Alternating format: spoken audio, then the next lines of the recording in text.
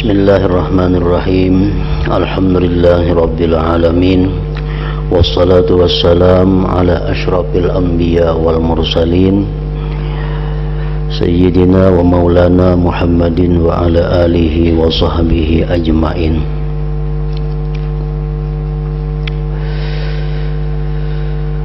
Kemudian perkara yang mesti ada dalam hubungannya dengan urusan ibadah itu ada 3 pokok.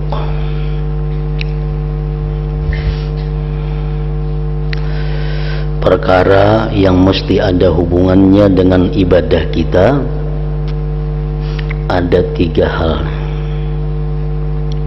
yaitu yang pertama taufik.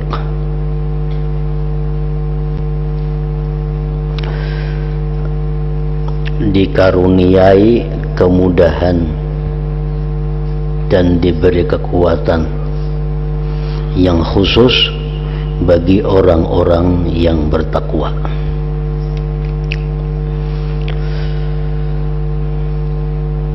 Nah, jadi perkara yang pertama yang mesti ada di dalam ibadah kita itu adalah taufik. Taufik itu artinya adalah khalqu fi'lit ta'at bil abdi, khalqu qudratit ta'at, bisa juga khalqu qudratit ta'at bil abdi. Taufik itu artinya Allah menciptakan kemampuan taat pada diri si hamba.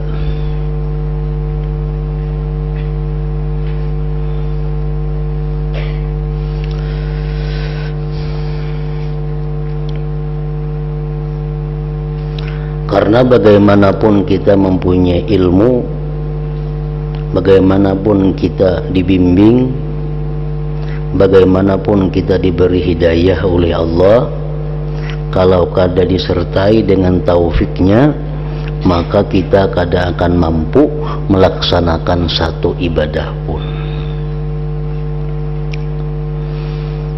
Nah, banyak orang yang berilmu, banyak orang yang sudah diberi hidayah oleh Allah, tapi kadang mendapatkan taufik ini, maka ilmunya kadang akan bisa diamalkannya. Hidayahnya hanya sekedar hidayah. Nah, kita mengetahui bahwa bersedekah itu adalah perbuatan mulia. Kita mengetahui bahwa sembahyang tahajud itu perbuatan yang sangat utama. Kita tahu itu. Kita diberi petunjuk oleh Allah bahwa sembahyang tahajud adalah sembahyang yang sangat besar fadilah keutamaannya. Semua orang tahu itu. Hampir-hampir dikatakan setiap orang beriman tahu keutamaan sembahyang tahajud. Tetapi kada semua mereka itu bisa melaksanakannya. Kenapa? Sebabnya karena belum ada taufik Allah. Nah, jadi kita bukan hanya minta kepada Allah petunjuk, tetapi hendaknya kita minta juga kepada Allah diberi taufik itu. Misalnya kita berdoa, Allahumma hdini wa waffiqni li ta'atik. Allahumma hdini, ya Allah berikan aku hidayah, berikan aku petunjuk. Wa waffiqni, disertai beri taufik aku untuk taat kepada Engkau. Waffiqni li ta'atik. Bila sudah hidayah ada, taufiknya ada, ibadah apapun kita mampu melaksanakannya. Jadi hidayah itu laksana rambu-rambu. Rambu-rambu itu laksana hidayah. Panah ke sini ke pasar, panah ke sebelah kiri ke Banjarmasin, panah nang tarus ke Amuntai umpamanya. Nah, itu hidayah. Kita melihat, oh hendak ke Amuntai tarus, hendak ke pasar belok kanan, hendak ke Banjar belok kiri. itu adalah hidayah. Cuma kemana kita belok, kemana kita berjalan, itu diperlukan taufik Allah. Kalau ada taufiknya, hanya sekadar tahu, tuh ke pasar, ke Amuntai, ke Banjar. Nah, jadi taufik ini sangat perlu kita minta kepada Allah. Allahumma hdini wa waffiqni li ta'atika. Dalam sujud terakhir sembahyang fardu itu hendaknya kita minta. Tonton kita tasbih subhana rabbiyal a'la wa bihamdi, subhana rabbiyal a'la wa bihamdi, subhana rabbiyal a'la wa bihamdi, Allahumma hdini wa waffiqni li ta'atika. Ya Allah, berikan hidayah aku dan sertai taufik untuk taat kepada Engkau.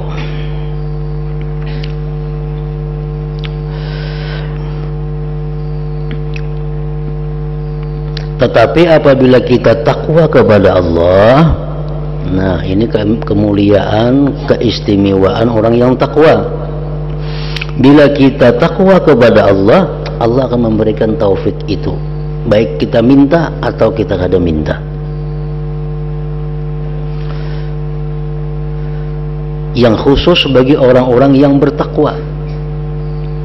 Orang yang takwa itu pasti diberi Allah taufik. Sebagaimana firman Allah Ta'ala, innallaha ma'al muttaqin, artinya sungguh Allah selalu bersama orang-orang yang bertakwa. Innallaha ma'al muttaqin, sesungguhnya Allah bersama orang yang takwa. Sesungguhnya Allah artinya apa?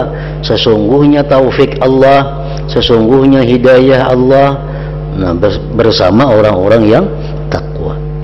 Kalau orang yang takwa, mereka itu kada akan sulit melakukan satu taat, melakukan satu perbuatan ibadah, karena Allah bersama mereka itu.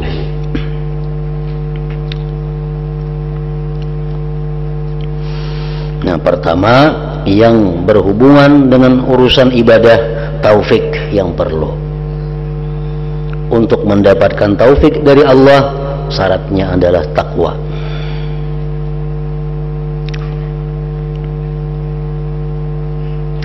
Yang kedua, yang berhubungan dengan amal ibadah kita, membaikkan amal dan menyempurnakan kecerobohan amal.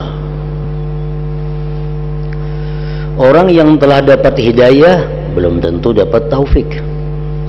Orang yang dapat taufik belum tentu dia bisa beramal dengan sempurna. Banyak orang yang kawa sembahyang tahajud, banyak orang yang kawa sembahyang sunat, banyak orang yang kawa bersedekah, banyak orang yang kawa berjihad fisabilillah. Itu dapat taufik sudah. Cuma belum tentu yang dia lakukan itu adalah sempurna. Belum tentu yang dia lakukan itu adalah bagus. Belum tentu yang dia lakukan perbuatan taat itu beradab.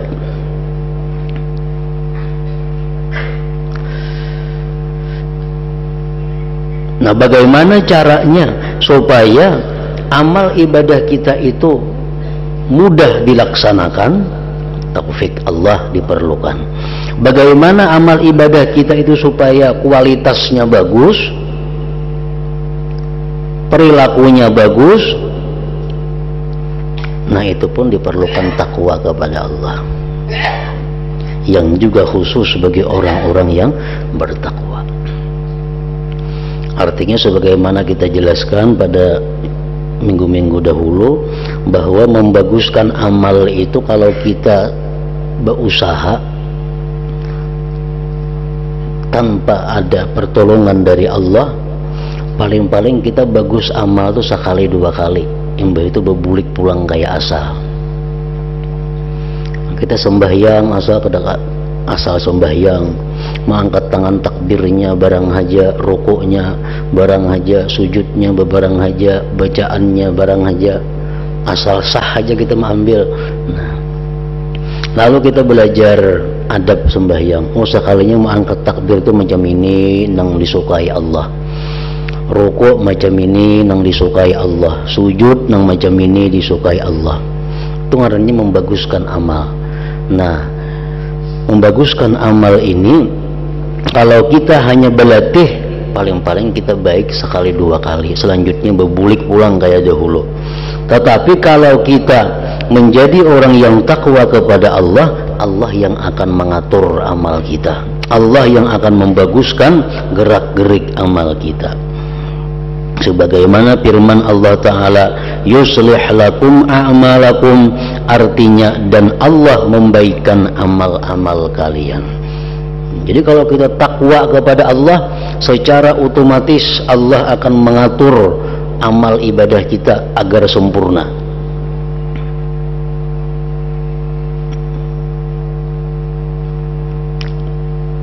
Yang ketiga yang diperlukan dalam ibadah itu adalah diterimanya amal. Kita beramal sedemikian rupa, mudah, nyaman, nak sembahyang apa aja kita laksana, berarti kita dapat taufik Allah. Ibadah yang kita lakukan, adab-adabnya, gerak-geriknya sempurna, bagus, berarti kita dapat islah dari Allah, pembagusan amal. Nah, yang ketiga, kita minta supaya amal itu diterima oleh Allah. Sebagus-bagusnya amal kita bagus, tapi tidak diterima Allah, apa gunanya? Nah, supaya amal diterima Allah ini kayak apa? Syaratnya mesti bertakwa juga, yang dikhususkan pula bagi orang-orang bertakwa. Sebagaimana firman Allah Ta'ala, innama yataqabbalullah minal muttaqin, artinya Allah hanya menerima amal yang datang dari orang-orang yang bertakwa.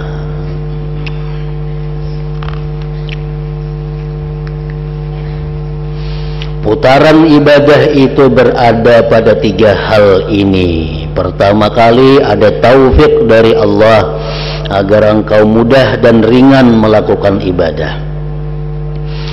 Yang kedua, lalu mengatur baiknya amal karena adanya kecerobohan hingga ibadah dapat sempurna. Kemudian ibadah diterima sesudah sempurna. Tiga hal itu akan diberikan Allah apabila kita bertakwa kepadanya.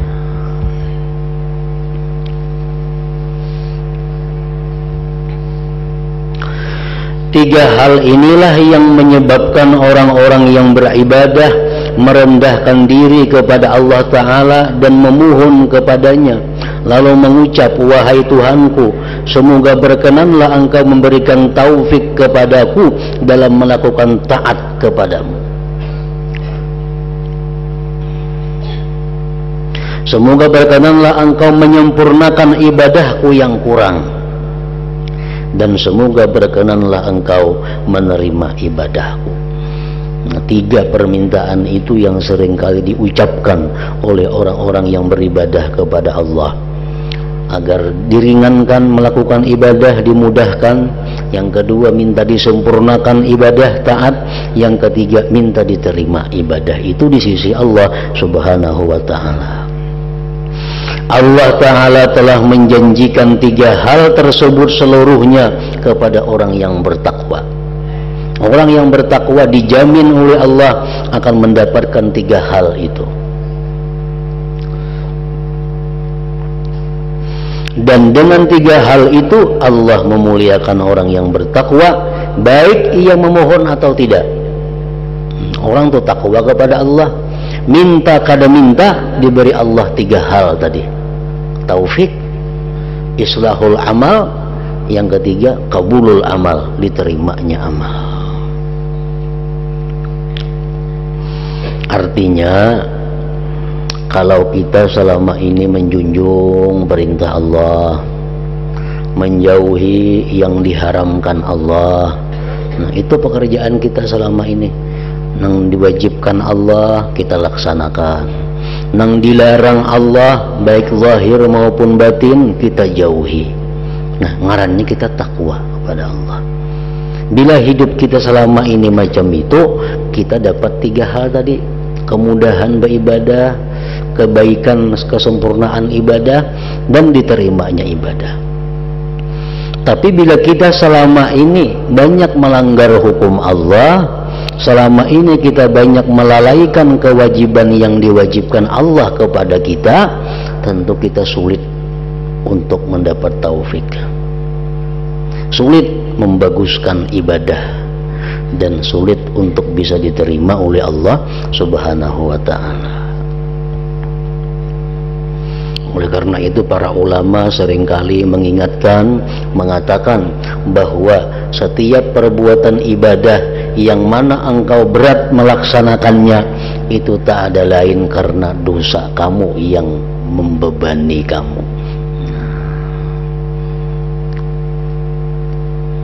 Tidak ada ibadah yang sulit kita lakukan, melainkan sebabnya kita ada dosa yang membebani kita, sehingga kita sulit, malas untuk melakukan ibadah itu.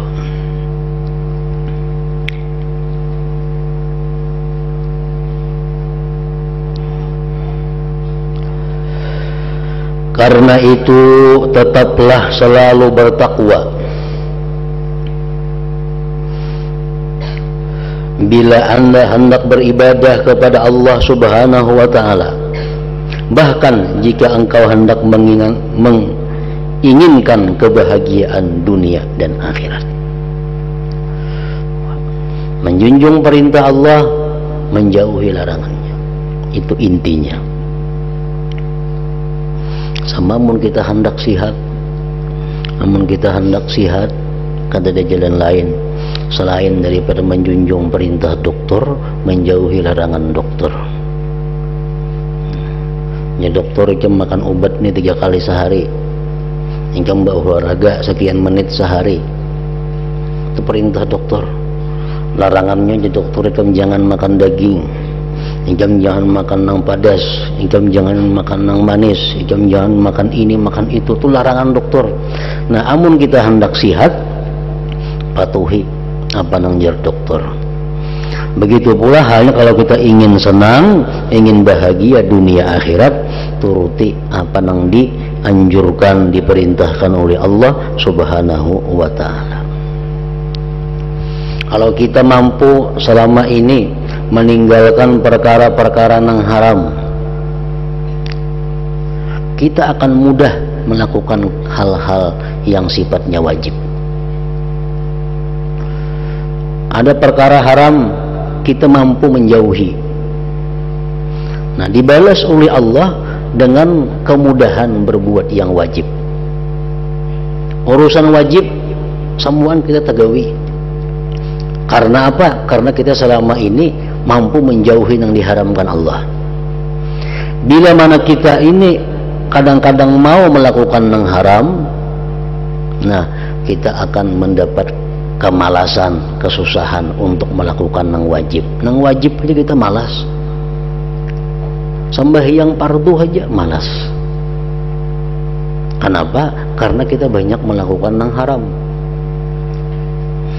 Nah, kalau kita banyak melakukan yang makruh, itu kita akan disulitkan Allah melakukan yang sunat. Selama ini kita ketujuh menggawi yang makruh-makruh, yang haram kita mampu menjaga. Tapi nang makruh banyak benar kita laksanakan, nang makruh banyak kita gawi. Bahayanya apa? Nang sunat-sunat kita kada diberi Allah taufik. Kenapa kita kada kawa sembahyang qabliyah ba'diyah? Kenapa kita kada kawa membaca Quran sehari-hari? Kenapa kita kada kawa banyak membaca salawat? Karena kita kebanyakan melaksanakan nang makruh. Nah, kebanyakan melaksanakan nang makruh, sehingga terdinding taufik untuk melaksanakan nang sunat-sunat. Nah, jadi ibadah nang sunat, ibadah nang fardu itu akan mudah kita laksanakan bila kita mampu menjauhi nang haram dan nang makruh.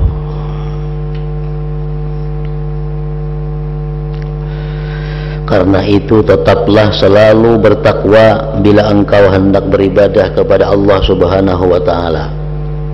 Hendak beribadah, ya semalam hendak beribadah napa? Kita mesti tobat istighfar kepada Allah supaya dosa-dosa terhapus. Yang kedua, kita hendak beribadah itu kita kuatkan niat kita di dalam hati bahwa kita akan menjunjung segala perintah Allah dan menjauhi yang dilarang Allah. Berarti niat takwa ada dalam hati kita. Nah, hanya kita beribadah, maka ibadah kita akan mudah, ibadah sempurna, ibadah diterima Allah Subhanahu wa taala.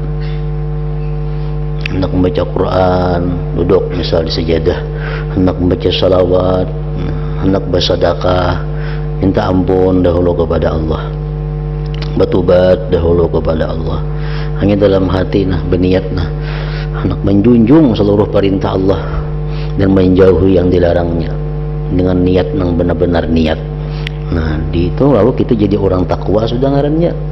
Hanya kita beribadah, sembahyang sunat, hanya kita bersedekah, hanya kita membaca Quran, niscaya yang kita baca itu mudah, sempurna dan diterima Allah. Coba akan kita praktikakan.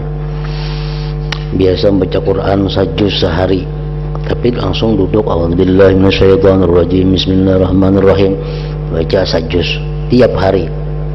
Nah, sekarang kita duduk di sajadah, istighfar dahulu 3 kali Astaghfirullahalazim alladzi la ilaha illa huwal hayyul qayyum wa atubu ilaih.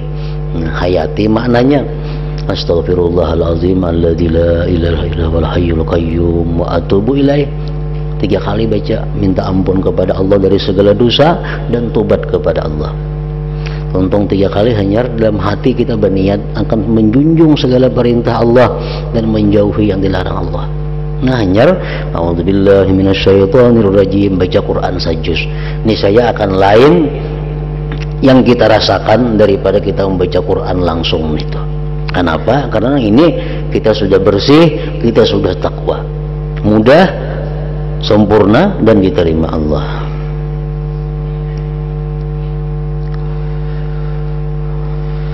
Benar sekali orang yang berkata manittaqallaha fadzaka alladzi siqa ilaihil matjarur rabihu.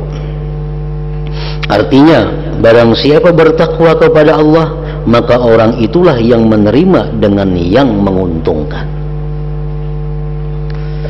Sementara itu sebagian ulama menulis bait syair berikut, la yatba'ul mar'a ila qabrihi ghairu tuqa wal amalus salih. Tidak ada yang mengikuti seorang ke kuburnya kecuali ketakwaan dan amal saleh. Kalau jangan 4 ke dalam kubur. Ulama lain berkata, man arafallaha falam tugnihi ma'rifatullah fadzaka syaqiyyu. Ma yasna'ul 'abdu bi'izzil ghina wal 'izzu kullu 'izzi lil muttaqi. Ma darradat ta'ati ma nalahu fi ta'atillahi wa ma dzalaqi. Barang siapa mengenal Allah lalu pengenalannya kepada Allah itu tidak memuaskannya, maka orang itu adalah orang yang celaka, rugi. Ini nih menuntut ilmu, belajar agama, sekian tahun dia belajar agama sehingga dia bisa mengenal Allah, sifat Tuhan sekian yang wajib, sifat Tuhan sekian yang mustahil, sekian yang harus. Dia mengenal nama-nama Allah. Tapi dia kadang merasa beruntung, dia kadang merasa beruntung, sekian puluh tahun menuntut ilmu kadang merasa beruntung. Nah, itu orang yang celaka, itu orang yang rugi. Apalagi menyesal. Nah, hanya aku bahari kadang mengaji, berdagang, sugih aku. Ini aku mengaji bahari, jadi fakir, hidup miskin. Kawanannya berusaha, sugih. Saya pun kawanku sekolah jadi pegawai negeri. Aku bahari ke sekolah mengaji agama, pas kada jadi napa-napa, menyesal. Nah, itu lebih celaka lagi. Orang yang diberi Allah ma'rifat, orang yang diberi Allah pengetahuan ilmu agama lalu merasa kada puas dengan pemberian Allah itu orang yang celaka. Mestinya merasa paling beruntung, paling untung sudah aku menuntut ilmu, yang lain berusaha, yang lain sekolah tinggi, aku yang paling untung karena aku bisa ma'rifat mengenali Allah Ta'ala. Nah itu mestinya. Apakah yang hendak diperbuat hamba dengan mulianya kekayaan, sedangkan paling sempurna kemuliaan hanyalah bagi orang yang bertakwa? Tidaklah membuat mudarat orang yang taat kepada Allah apa yang didapatnya selama taat kepada Allah dan apa yang ditemukannya.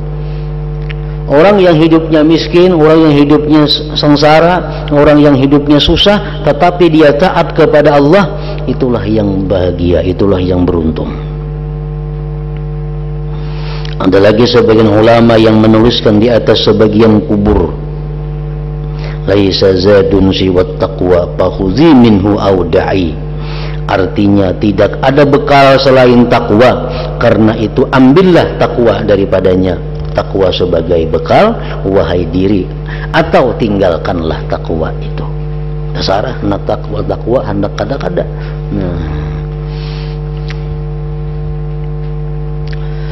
Selanjutnya renungkanlah satu masalah pokok, yaitu cobalah bayangkan andai kata engkau telah berpayah-payah selama hidup melakukan ibadah, memerangi nafsu dan syaitan, serta mengalami kesulitan hingga bisa menghasilkan apa yang engkau dambakan. Bukankah yang terpenting bagi engkau adalah diterimanya ibadah engkau? Kita nih beribadah tiap hari, menahan nafsu, menahan syahwat untuk meluruskan ibadah. Guring kita ariti, makan kita ariti, kenikmatan-kenikmatan kita tahani, supaya ibadah kita lulus, supaya ibadah kita ini bisa. Nah, bukankah yang terpenting bagi engkau adalah diterimanya ibadah engkau? Yang penting lagi adalah diterima ibadah itu. Padahal engkau telah mengetahui bahwa Allah Ta'ala berfirman, innama yataqabbalullah minal muttaqin. Artinya Allah hanya menerima amal yang datang dari orang-orang yang bertakwa. Jadi semua persoalan ibadah itu kembali kepada takwa.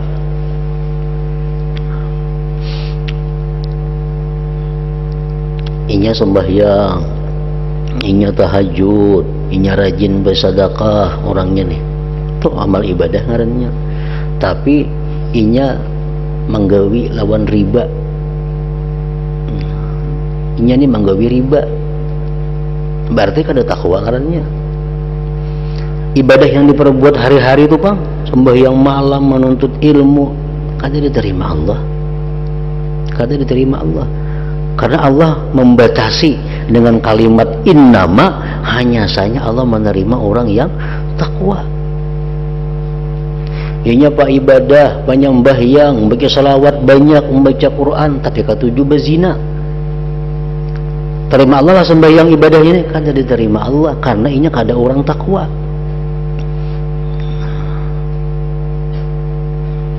Inya pak ibadah, bersedekah ketujuh, segala macam kebaikan ketujuh, cuma inya ketujuh makan duit orang, baik duit negara korupsi ngarannya atau duit sesama rakyat.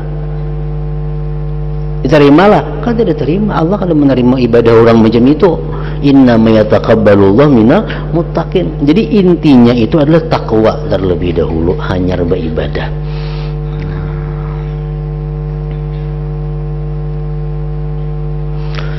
Itulah sebabnya diriwayatkan dari Aisyah radhiyallahu anha, beliau berkata, tidak ada sesuatu pun di dunia yang membuat heran Rasulullah sallallahu alaihi wasallam, dan tidak ada seorang pun yang membuat beliau kagum kecuali orang yang bertakwa.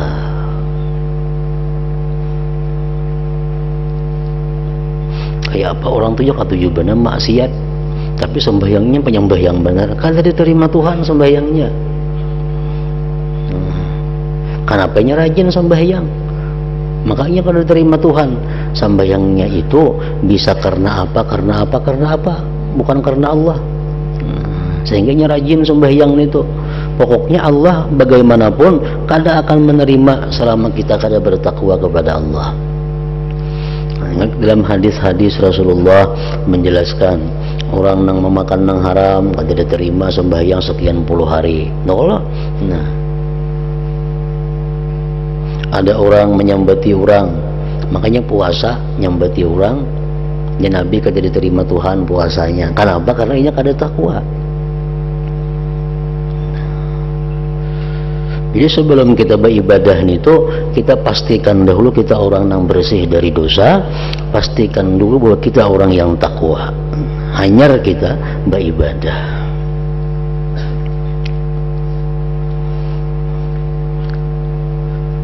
Malaikat mencatat amal ibadah kita. Dalam hadis disebutkan itu, catatnya kita berselawat hari ini 1000, kita berzikir hari ini 1000, kita menuntut ilmu hari ini 8 biji kitab, kita mutalaah hari ini sekian jam, kita macam-macam kebaikan ditulis oleh malaikat. Dibawa naik oleh malaikat. Itu kan hadis mengatakan dibawa naik sampai di langit pertama, sudah ditolak oleh penjaga langit pertama. Oh, amalnya kada kau masuk, kemuliakan. Kenapa ya malaikatnya selawat sing banyakan, nah zikir sing banyakan.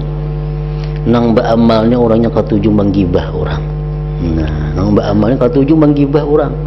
Berartinya kada takwa ngarannya. Ke langit pertamanya sudah kada sampai, apalagi sampai ke hadirat Allah Subhanahu wa taala.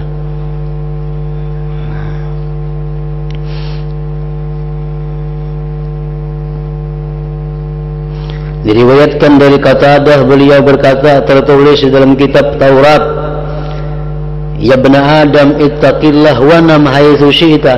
Artinya, hai anak keturunan Adam, bertakwalah kepada Allah dan tidurlah ulihmu sekahendakmu. Ayo kada usah membaca salawat, kada usah membaca Quran, kada usah tahajud, kada usah apa. Asa takwa, guring lagi. Nah, artinya selama ini nang wajib dilaksanakan, nang haram dijauhi, ayo guring lagi. Artinya apa? Ketimbang banyak beribadah nang sunat, tapi nang haram digawi, kada seimbang, banyak ruginya. Hai anak keturunan Adam, bertakwalah kepada Allah dan tidurlah ulihmu sekahendakmu.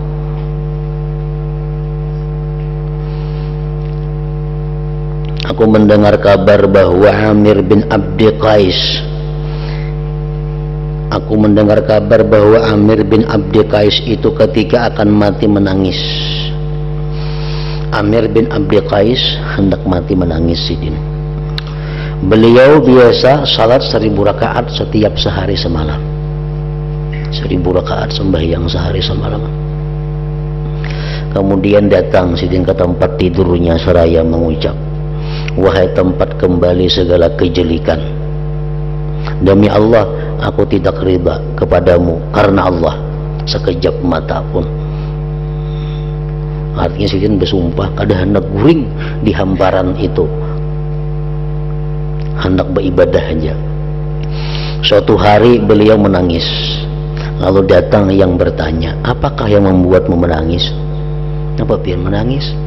Piannya sudah ahli ibadah, pian sudah sembahyang 1000 rakaat sehari semalaman, mengapa lagi menangis? Beliau menjawab, firman Allah Ta'ala, innama yataqabbalullah minal muttaqin. Gesidin, yang membuat aku menangis itu firman Tuhan, hanya saja Allah menerima ibadah, hanya saja Allah menerima perbuatan taat daripada orang yang takwa. Jadi emang kada takwa, kada ada gunanya sembahyang 1000 rakaat itu. Malam sembahyang 1000 rakaat, esok kena berusaha membunguli orang, menipu orang, menggawi riba, kada ada gunanya, sia-sia. Kenapa? Karena kada takwa. Mentakwa mesti guringnya malam samalaman. Tidurlah sekehendakmu.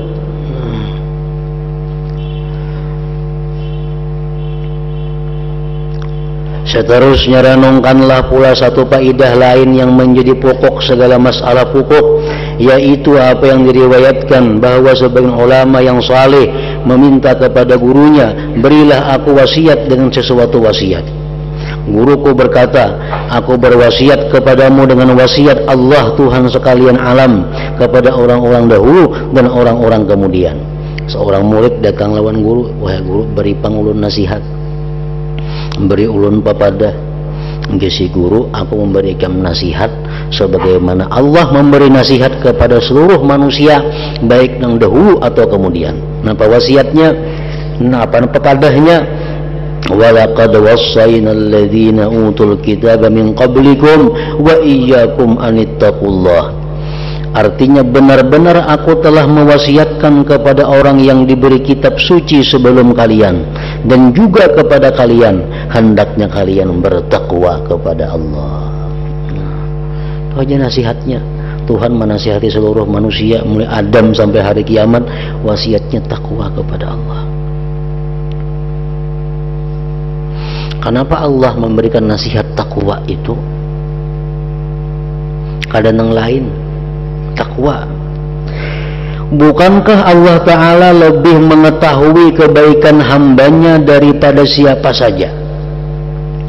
Nang paling tahu kebaikan kita, nang paling tahu nang kita perlukan, nang paling tahu nang kita hajatkan, itu Allah.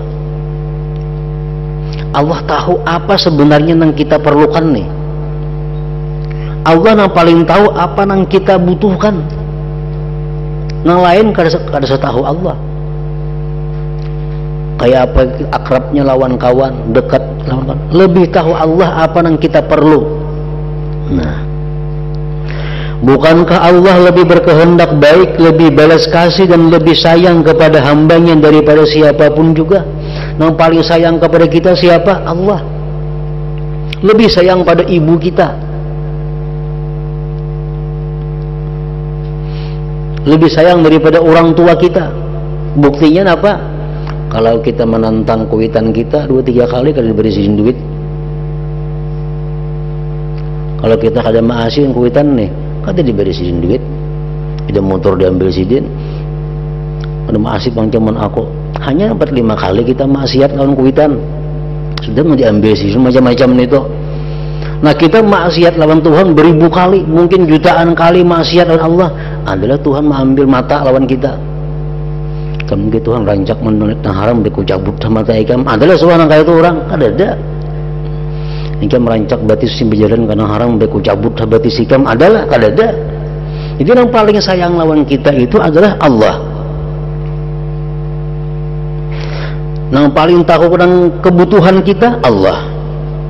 Nah, seandainya di dunia ini ada perkara yang lebih baik bagi hamba, lebih mengumpulkan kebaikan, lebih besar pahalanya, lebih agung peribadatannya, lebih tinggi pangkatnya, lebih utama dan lebih menghasilkan manfaat di belakang hari akhirat ketimbang pekerti takwa, niscaya Allah Ta'ala memerintahkan kepada para hambanya dan memesankannya kepada orang-orang pilihannya dan kebijaksanaannya yang sempurna dan rahmatnya yang luas. Andai kata ada selain takwa yang lebih baik, niscaya Allah suruh kita melakukannya. Allah yang paling sayang lawan kita, Allah yang paling tahu keperluan kita, menyuruh kita takwa. Berarti takwa itu yang paling baik sudah. Lain pada itu kada ada lagi. Jakanya ada nih, cuma disuruh Tuhan. Ketika Allah Ta'ala memberikan wasiat, nasihat atau pesan satu pekerti, satu akhlak takwa ini, dan semua orang dahulu dan orang kemudian diperintahkan untuk bertakwa, hanya takwa saja yang diperintahkan kepada seluruh manusia, maka tahulah Anda bahwa takwa adalah tujuan baik terakhir yang tidak boleh diliwati, dan tidak ada tujuan baik tanpa takwa.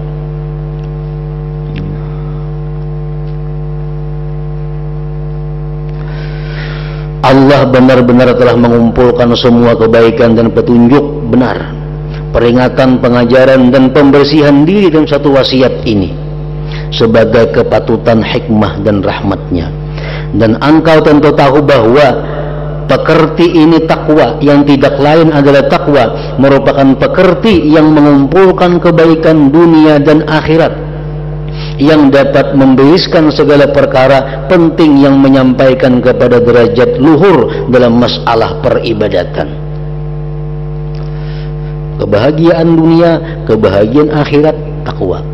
Orang banyak berisi hutang, ada kau bayar kayak apa caranya? Takwa, kebayar hutang. Orang hidupnya gelisah, hidupnya rasa kada nyaman, takwa kepada Allah, tenang. Orang kada pahapalan, kada pemahaman, takwa, diberi Allah ilmu. Apalagi benar sekali perkataan seorang yang membuat syair, ala innamat taqwa hiyal izzu wal karam wa hubbuka lid dunya huwa dhullu wal adam wa laysa ala habbin taqiyyin naqisatun idza sahahat taqwa wa in haka aw hajam. Ingatlah, takwa adalah suatu keagungan dan kemuliaan. Cintamu kepada dunia adalah hina dan fakir.